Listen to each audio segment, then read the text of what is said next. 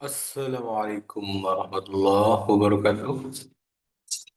Baik, diskusi kali ini kita akan membedah regulasi terbaru tentang persyaratan lektor kepala dan guru besar ya di tahun 2026. Ada eh, perubahan ya, khususnya untuk loncat jabatan ya, yang sebelumnya di regulasi sebelumnya 2024, 2025 itu tidak ada lagi loncat jabatan khususnya untuk dosen ya. Nah, sekarang di 2026 mulai diberlakukan kembali ya syarat loncat jabatan dengan ketentuan berlaku. Syarat dan ketentuan tertentu berlaku.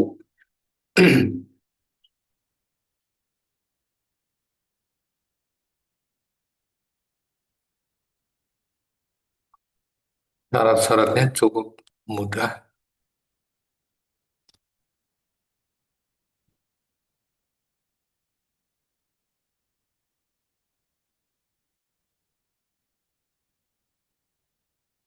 Nah, syarat jadi sudah banyak ini ya, yang mau kasih.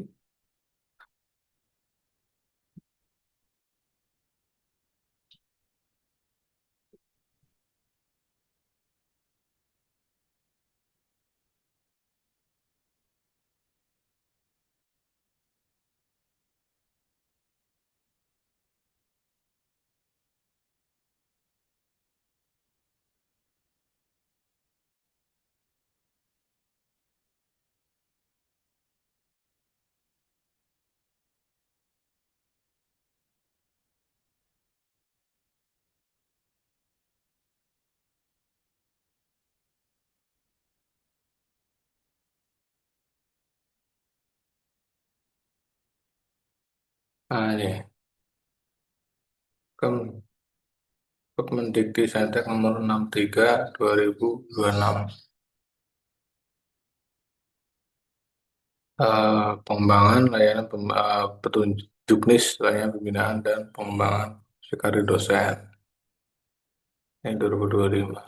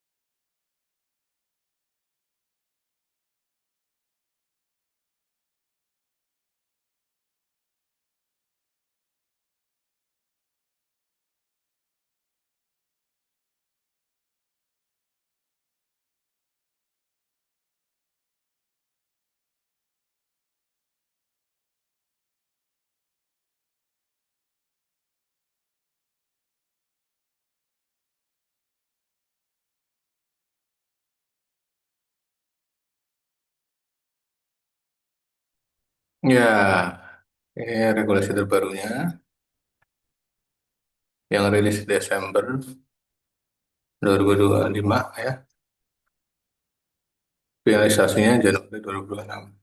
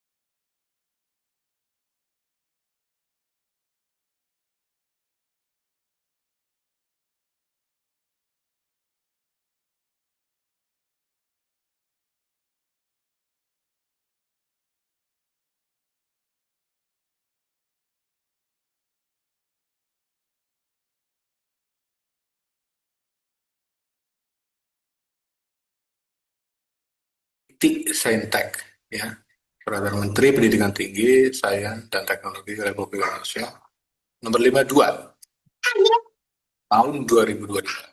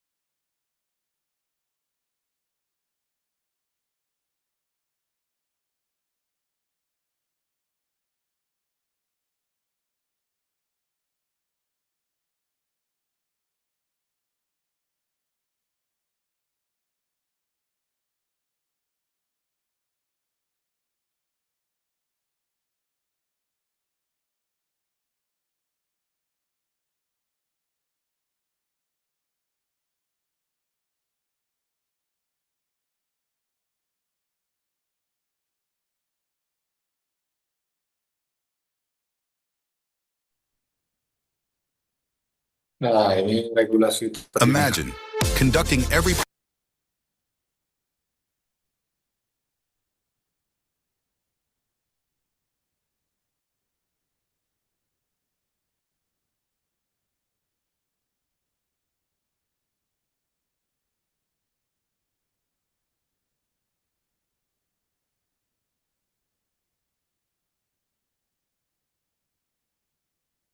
Oke, kita dengarkan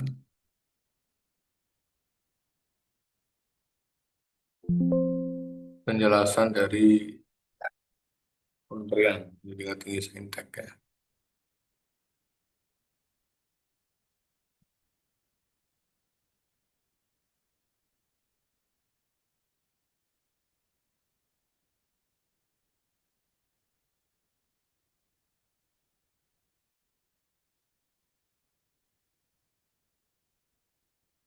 kita semua yang terhormat,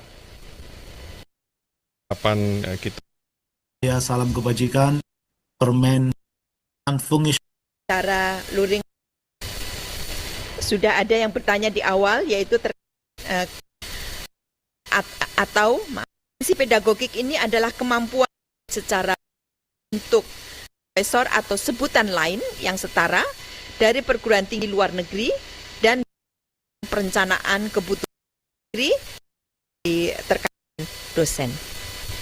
Ibu Bapak semua, pengaturan berikutnya yaitu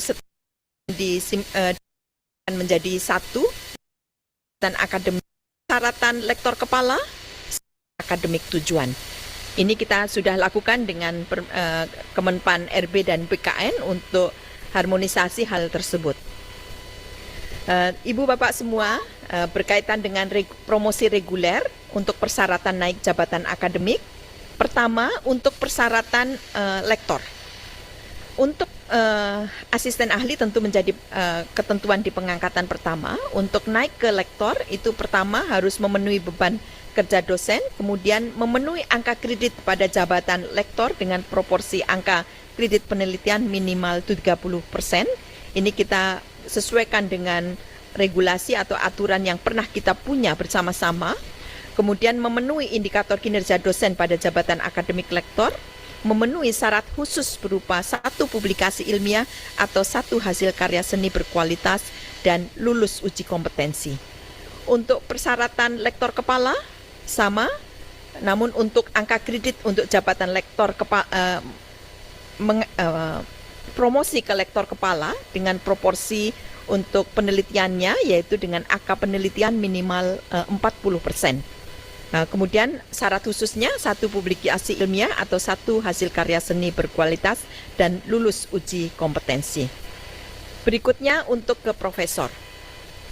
Untuk ke profesor, karena profesor ini memang satu jabatan akademik atau jabatan akademik tertinggi dan merupakan penilaian yang harus komprehensif dan rekam jejak yang memadai, sehingga kita juga mengkaji dari berbagai regulasi di atasnya.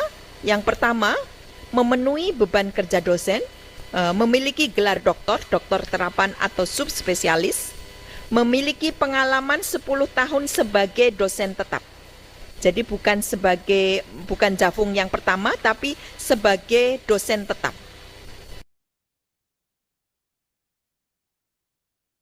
Ya, jadi syarat guru besar ini ya, dosen tetap 10 tahun ya, itu dari SK dosen. Kalau PNS berarti mulai dari SK PNS ya, kalau yayasan berarti dari SK dosen, bukan dari SK Jabung pertama. Misal SK Jabung pertama sudah ahli 2020, bukan itu. Atau langsung SK pertamanya lektor, ya lektor 300 atau lektor 200 ya, karena sudah S3 ya. Nah, misal ya, bukan itu ya, mulai dihitungnya, tapi dari SK dosen ya, SK dosen tetap yang menjadi syarat pengusulan NIDN ya. 10 tahun kita coba cek. 10. Dosen PNS sebagai dosen tetap. Ini untuk khusus untuk profesor ya, memenuhi syarat eh, beban kerja dosen, gelar doktor ya, sebagai dosen tetap 10 tahun. Kemudian jabatan akademik profesor, proporsi akreditnya 45%. Ya.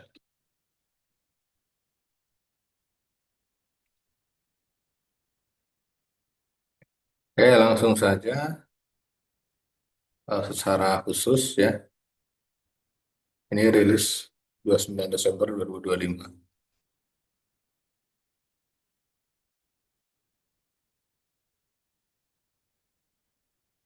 Itu yang ini agar mudah ya.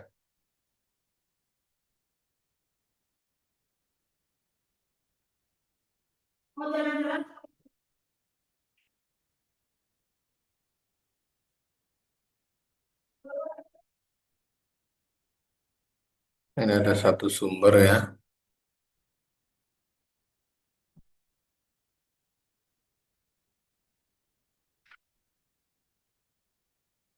Ini untuk rektor kepala itu tidak wajib memiliki sertifikat pendidik ya. Kemudian profesor wajib memiliki sertifikat pendidik sudah S3 dan minimal 10 tahun sebagai dosen tetap dari SK dosen tetap ya. Misal dosen swasta itu dihitungnya dari dosen SK dosen diangkat pertama ya. Kalau PNS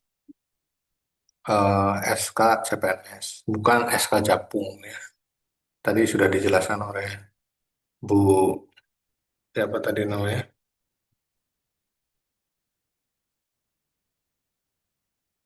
Dari kementerian ya. Kemudian memiliki pertama tapi sebagai dosen tetap. Kemudian memiliki angka sebagai dosen tetap. Jadi bukan Jafung yang pertama tapi sebagai dosen tetap. Kemudian memiliki angka kredit. Kemudian syarat khususnya 2 publikasi ilmiah. Kalau dulu itu 1 publikasi ilmiah, guru besar ya.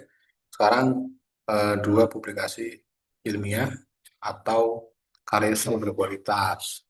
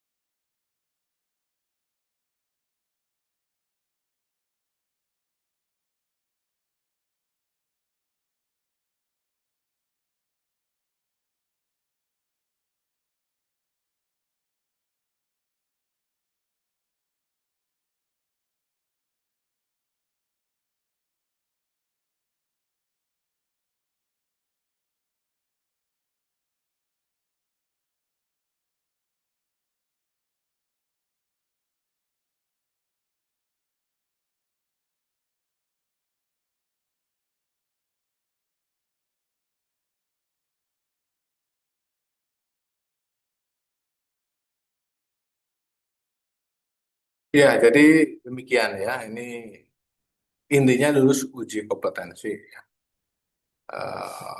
Nanti juknis berikutnya kita lihat saja ya. Kemudian gaji pokok, tunjangan ini bonus lah.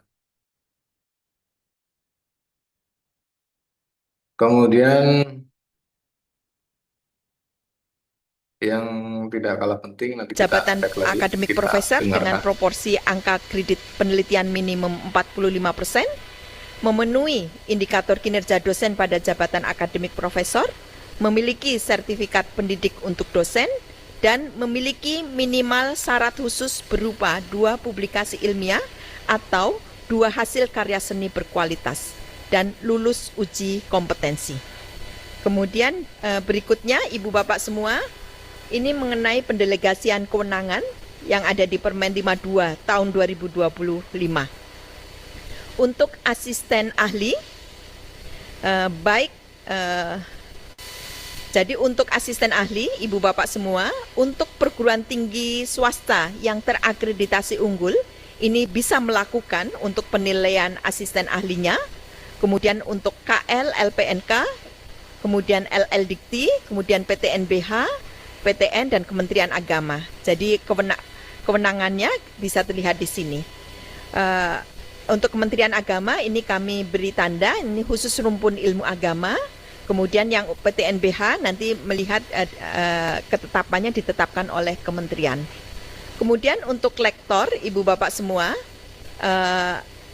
untuk LLDikti, ya, LLDikti nanti mengampu untuk PTS, ya, kemudian KL mengampu untuk di lingkungan KL LPNK-nya, kemudian PTN itu sudah bisa mengatur untuk kewenangan lektor seperti halnya sekarang, dan Kementerian Agama. Kemudian yang lektor kepala, Ibu Bapak semua, PTNBH sudah bisa melakukan atau diberi pendelegasian kewenangan untuk melakukan promosi LK. Ya, kemudian yang lainnya sama. Kemudian untuk ke guru besar atau profesor itu sama dengan yang ada di sekarang, yaitu ada di kementerian.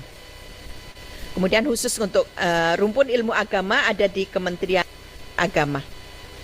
Ibu Bapak semua, berikutnya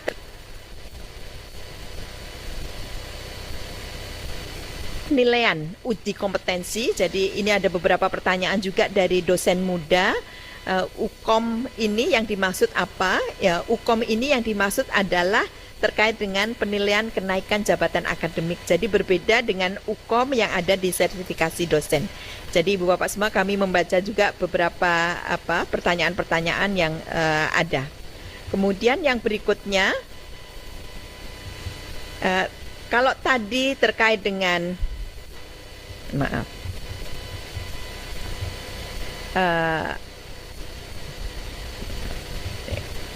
kewenangan, yang ini terkait dengan penetapan atau SK-nya, yang tanda tangan di SK atau yang menerbitkan SK-nya. Ya, jadi ini untuk mengaturnya. Kemudian yang berikutnya, ketentuan baru yaitu dengan Profesor Emeritus, bahwa dosen jabatan profesor yang telah pensiun dan memiliki prestasi itu bisa diangkat pada perguruan tinggi swasta atas persetujuan Senat Universitas. Kemudian statusnya nanti akan menjadi dosen tetap dan diperhitungkan dalam penjaminan mutu. Kemudian ketentuan masa tugasnya, masa tugas berakhir paling lambat pada usia 75 tahun dan menggunakan sebutan Profesor Emeritus yang ditempatkan di depan nama. Kemudian untuk hak dan penghasilan dapat memperoleh pendanaan. Ya, ini satu tambahan ya. Jadi profesor di negeri ya, ini nanti bisa dicek lagi.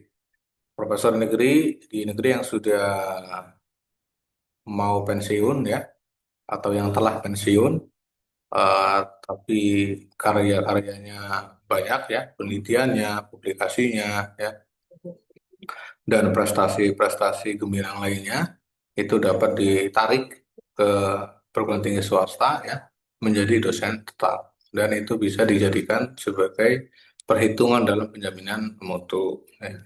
Kemudian masa tugasnya berakhir, yang penting belum 75 tahun. Nah, ini untuk profesor emeritus ya. Ini mungkin profesor kehormatan ya, kita cek.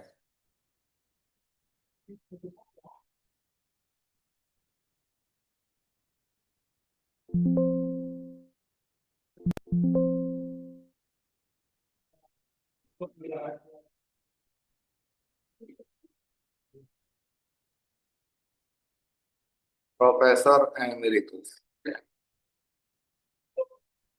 Ini pasal 47 ya.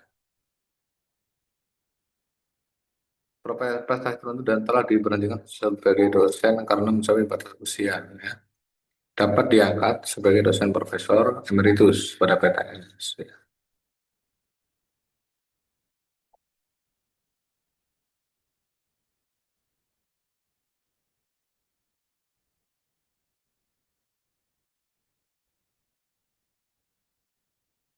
Ini usianya 75.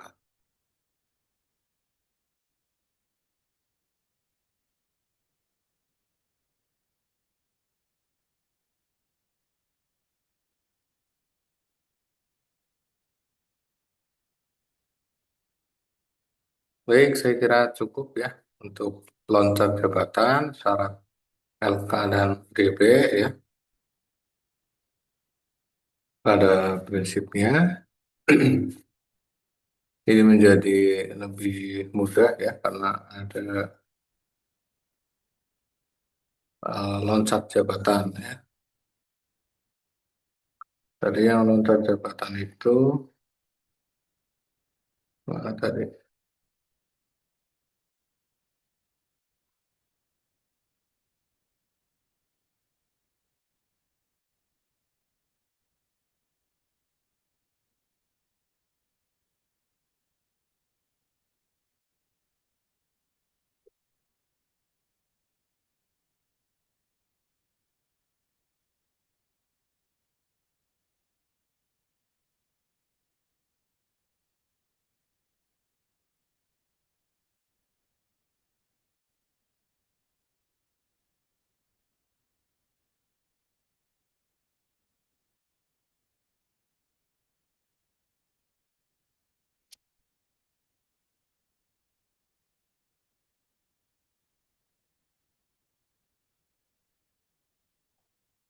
Baik, dosen dengan pencapaian luar biasa dapat diangkat ke jenjang jabatan 2 tingkat lebih tinggi. Nah ini loncat jabatan. Ini pasal 36.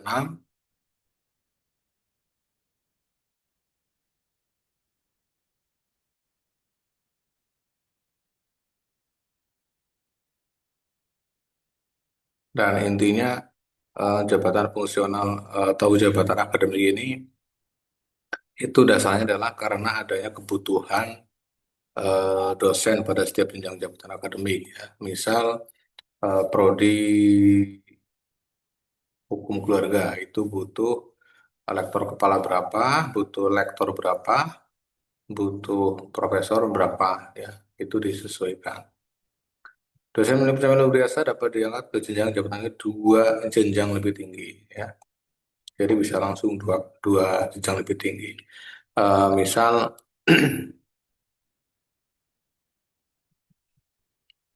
loncat jabatan ya.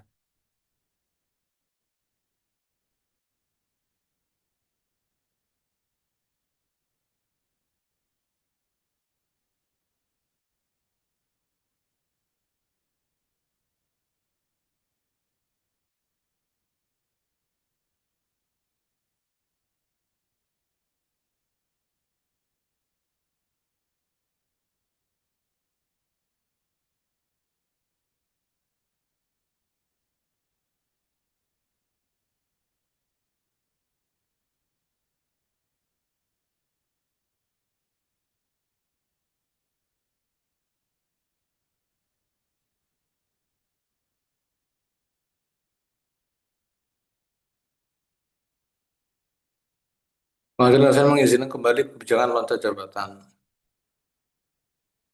Seperti asisten ahli langsung ke lektor kepala yang sebenarnya tidak dimungkinkan dalam aturan lama.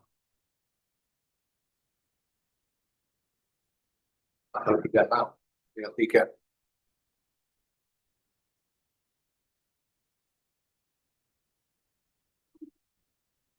lebih fleksibel ya. Kinerja berbasis kinerja, karirnya berbasis kinerja.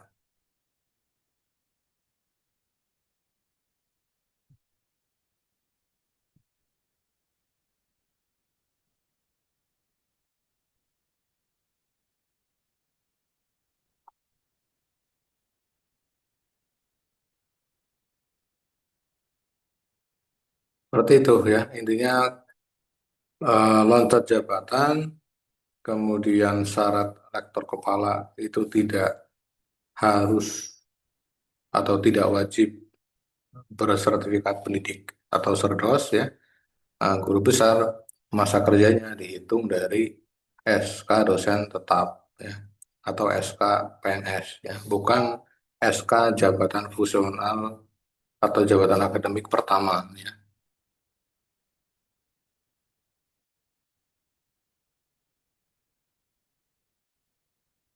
Seperti itu. Ya. Kemudian penambahannya Profesor Emeritus ya sebelum 75 tahun itu bisa diangkat oleh PTS. Ya. Itu sih intinya ya dari Salinan Peraturan Menteri Pendidikan Tinggi, Sains dan Teknologi nomor 52 tahun 2005 tertanggal 29 Desember 2025.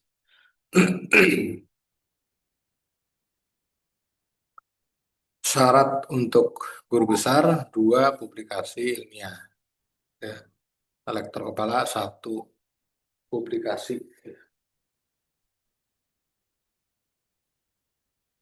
Baik, saya kira cukup seputar loncat jabatan di tahun 2026 ya nantinya yang akan diberlakukan.